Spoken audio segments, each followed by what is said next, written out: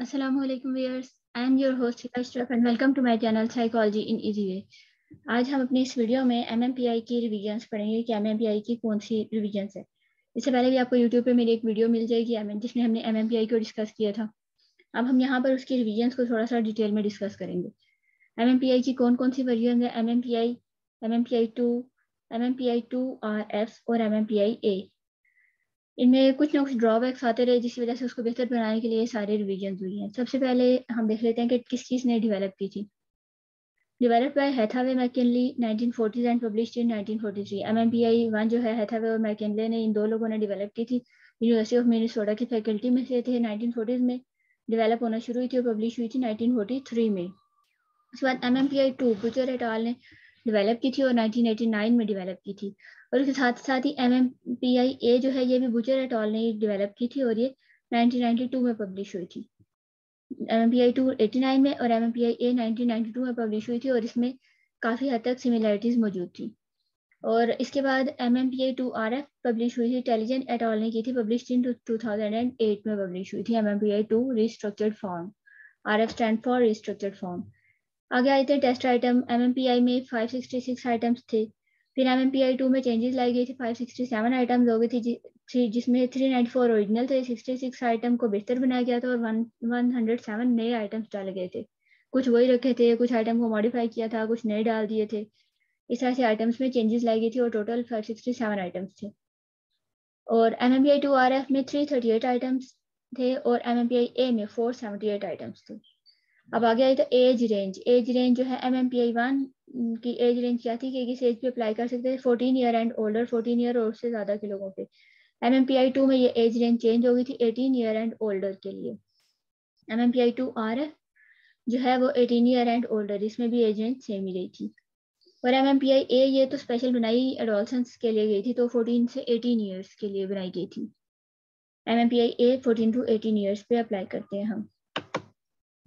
Reading ability मतलब MMPI, मैंने पहले भी ये चीज़ पिछली वीडियो में भी आपको बताई थी कि MMPI जो है बिल्कुल इलिटरेट इंडिविजुअल्स पे अप्लाई नहीं कर सकते, तो इसके लिए 6th ग्रेड नॉलेज होना ज़रूरी है, 6th ग्रेड रीडिंग एबिलिटी होना ज़रूरी है। तो ये सब के लिए सेम है कि 6th ग्रेड रीडिंग एबिलिटी होनी ज़रूरी है। आगे आते हैं स्केल्स। MMPI 1 में कैनॉट से स्केल था, इसके अलावा 10 क्लिनिकल स्केल, 3 वैलिडिटी स्केल, इसके अलावा कंटेंट स्केल, सप्लीमेंट्री स्केल और हैरिस लिंगोस सब स्केल्स। हैरिस लिंगोस सब स्केल को हैरिस स्केल्स भी कहा जाता है। MMPI 2 में थोड़ी सी चेंजिंग आई थी, कुछ से वही थे और कुछ में चेंजिंग आ गई थी। कैनॉट से scale, 10 clinical scale, 3 validity scale, ये सब तो वैसे ही थे। इसके अलावा कंटेंट कंपोनेंट स्केल, पहले कंटेंट स्केल थे, अब इसमें कंटेंट कंपोनेंट स्केल, इसमें जो कंटेंट स्केल थे उसके भी सब स्केल्स बनाए गए थे।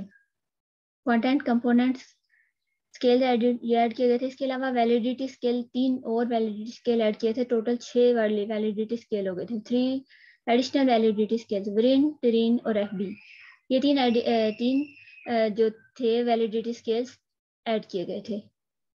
उसके बाद फिर रीडिंग एबिलिटी जो है MMPI RF की भी 6th ग्रेड है।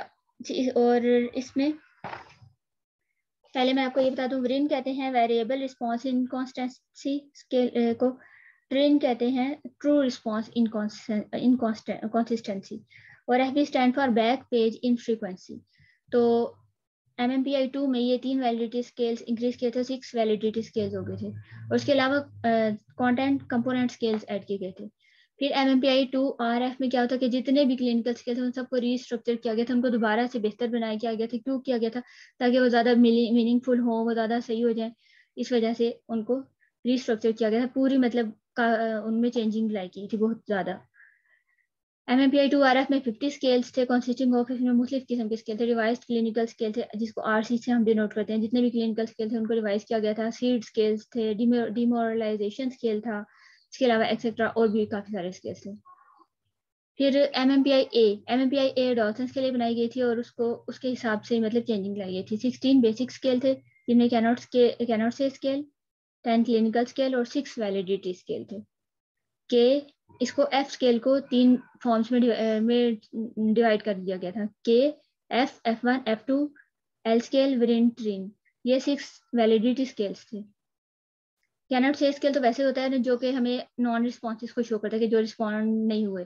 इसके अलावा टोटल 16 बेसिक स्केल थे, 6 supplementary scales, 15 content scale and 28 Harris scales and 3 SI scale, stand for social introversion scale.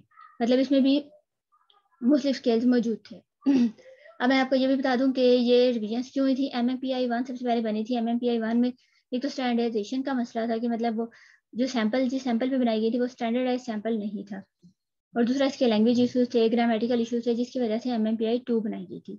MMPI 2 बनी थी। उसके बाद फिर MMPI 2 में कुछ क्रिटिसिज्म आया था कि उसमें भी बहुत ज़्यादा ओवरलैपिंग आ रही है आइटम्स में, इसलिए रिस्ट्रक्चर्ड फॉर्म बनाई गई थी। रिस्ट्रक्चर्ड फॉर्म में काफ़ी सारे जितने भी क्लिनिकल स्केल थे उनको रिवाइज किया गया था, काफ़ी सारे नए जो स्केल्स ऐड किए गए थे, और मेन इसमें जो कंट्रीब्यूशन था कि डीमोरलाइजेशन स्केल एक ऐड किया गया था, जो कि डीमोरलाइजेशन फैक्टर को मेजर करता है।